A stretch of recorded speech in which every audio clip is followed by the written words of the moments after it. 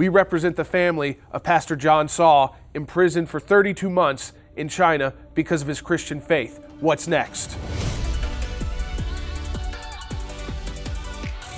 If you follow the work of the ACLJ closely or listen to our radio broadcast, Jay Sekulow Live, you have heard about the case of Pastor John Cao. He is a pastor imprisoned in China. He's actually been sentenced to prison for 7 years as a criminal because of his Christian faith and acting on his Christian faith, doing work for orphans both in China and Myanmar. He is a permanent resident, lawful permanent resident of the U.S. His wife and children are American citizens. So they're here in America, and they are not able to, of course, see their father, see their husband. As soon as the ACLJ and the ECLJ, so our European and American Center for Law and Justice, took on this case and partnered up on this case, we did two things. One, we took Pastor Caw's family here in the United States to Capitol Hill to meet with members of Congress to start working on taking up their cause. But we have a very good new development that we wanted to share with you today, and it comes from an unlikely place,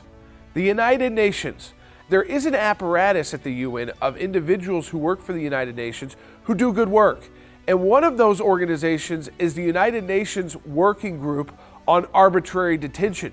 Now, what's tough is that this part of the UN, which takes a few cases a year, literally a handful a year, to focus in on, one of the toughest things is being a case they choose to focus in on.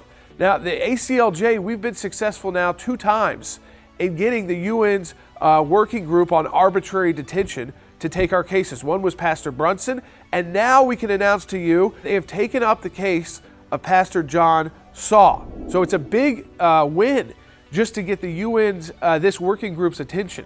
And that's because they go right to the country as the United Nations, telling China, release Pastor Cao.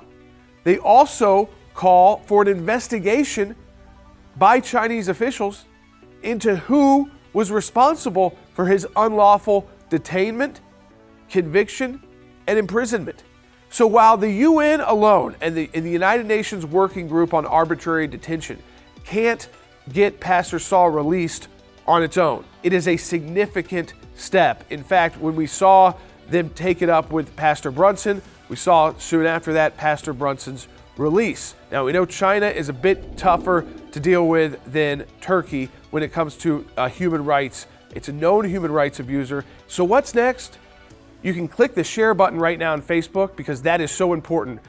We need more people to understand the plight of Pastor Cao and what he's been going through for nearly 3 years. And to take that extra step, you can sign the petition at BeHeardProject.com. That's BeHeardProject.com, and the petition calling for Pastor Ca's release and return home to the United States to his family. He is illegally imprisoned in China because of his Christian faith. Sign that petition at BeHeardProject.com.